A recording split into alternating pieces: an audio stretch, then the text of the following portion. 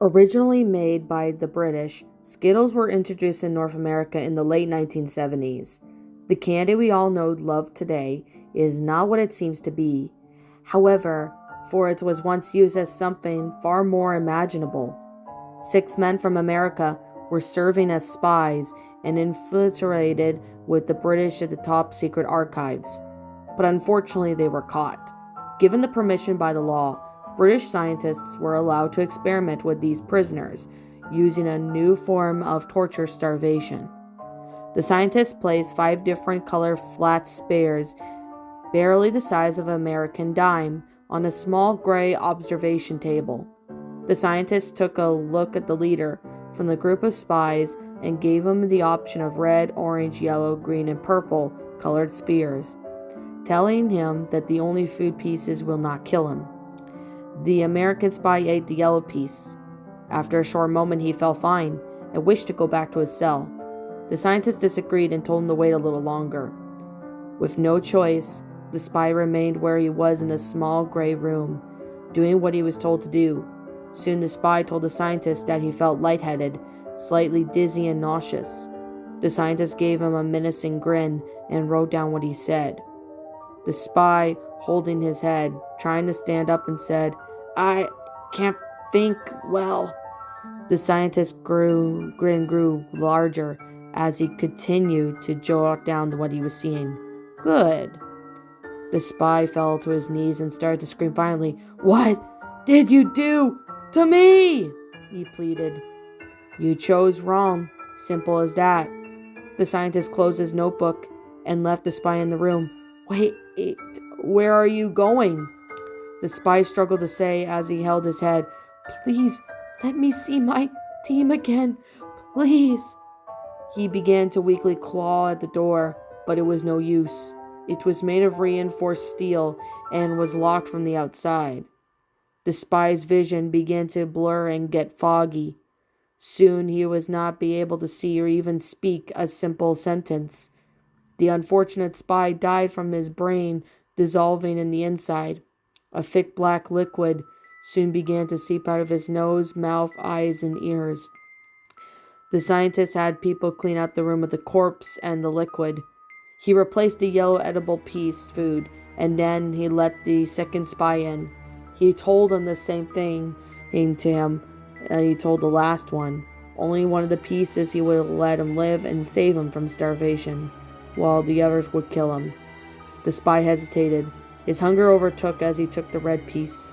He felt fine at first, but after a deep breath, he held his heart in pain and fell to the floor.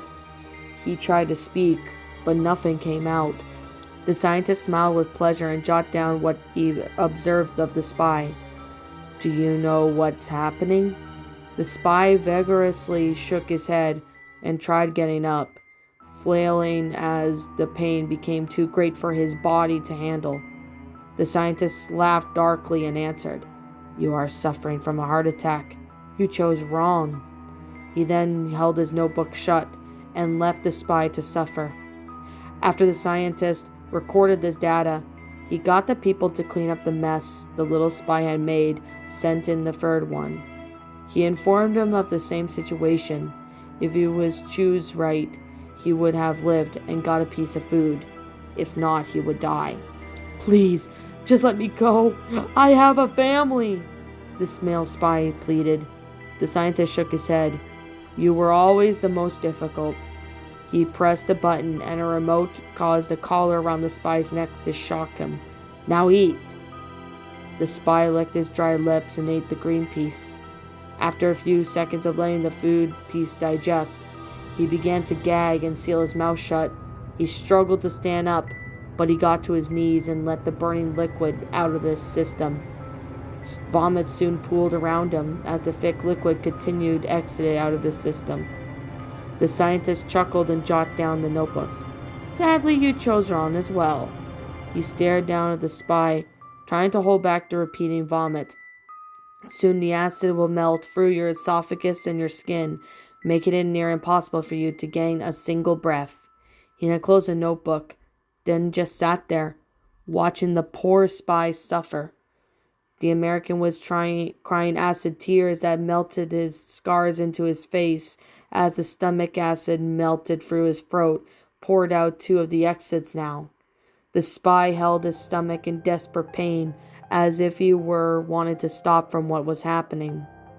His skin turned pale and sweaty as he collapsed onto his pool of vomit and died from suffocation and nutrient loss. The mess was cleaned by the scientist that went missing piece, was replaced for the next victim. This one was young, looking like he had just joined. It was obviously a young adult, probably in his early 20s. He was timid, afraid of what was soon to come. If you choose the right 5 pieces of food lay in front of you, you will live. If not, you will die. You understand? The scientist informed. The young American hesitantly nodded, took the orange-colored piece. After a minute of letting the food take effect, the spy's skin soon turned dry and red. He began to itch and shiver with cold sweat. He soon gagged and choked on his blood, and he held his insides as he fell to his ground. "What's happening?" the young male rasped. The scientist quickly wrote down the food, observing with his displeasure. "I was hoping for your only inner organs to fail, but it looks like the food also took effect of your skin as well. Hell, we all know the skin is the largest organ in the human body. I should have seen it coming." He pushed up his reading glasses and sat down. "Your organs are failing, and you should die at any moment now."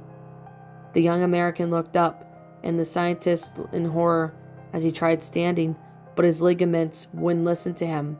As he stumbled upon the ground while held his head, he grunted and tried breathing in the dry air.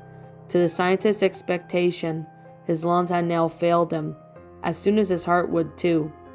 With the young American dead and the scientist changing a few formulas in his heart chart, the corpse was cleaned off and the food tablet was replaced. The 5th spy was brought in. He was a husky spy, probably built more for combat than just spying.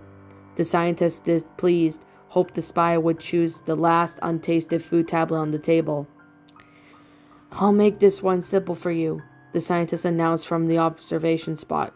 "All of your friends have chosen the wrong food tablet placed in front of you. They have chosen red, orange, yellow, and green.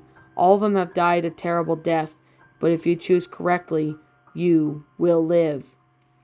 "For a scientist, you sure are an idiot," the spy informed him. "Only the other one you didn't call out was the purple one, so I'll eat that one." The scientist clicked his pen and waited for the spy to eat, highly interested in what would happen to the husky spy. The spy ate the purple food tablet with pride, happy to be picked over near last. He soon regretted it. He spit onto the floor as his saliva was dark red.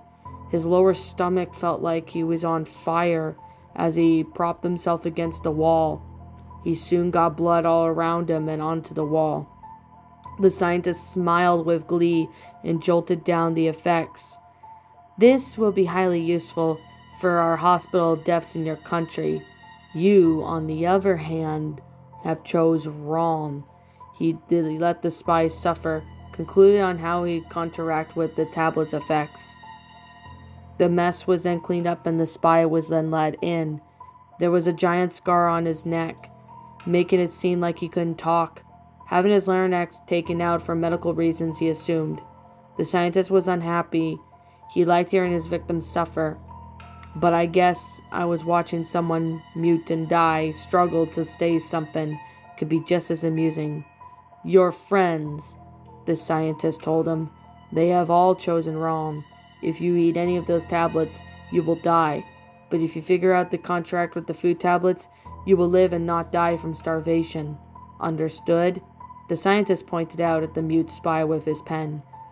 He merely nodded, observed the 5 food tablets in front of him. Within an instant, he ate all the food tablets at once and waited for the scientist to speak once more. The scientist baffled at the first and closed his notebook without writing down anything. "You chose right. You may go back to your cell." The reinforced steel doors opened and waited for the spy to leave, but the spy shook his head and stood up. The scientist arched an eyebrow, observed closely, with his notebook and pen ready.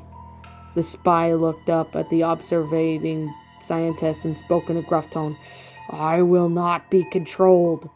With that, he hesitantly went back to the closet wall, rammed his head as hard as he could into the concrete wall, smashing his head into it and leaving a giant concave area with his brain and skull. The scientist clicked his tongue and shook his head. "What a shame. Here I thought you couldn't speak. I had other things to experiment with you." He then left the observation room and then went back to his studies. Years later, the British decided to let his new form of torture poison to America. What you know as Skittles today is what caused by a form of starvation torture back in the 1970s. So think about what the next time you eat a normal bag of Skittles, and make sure you eat the whole bag. Have a nice day.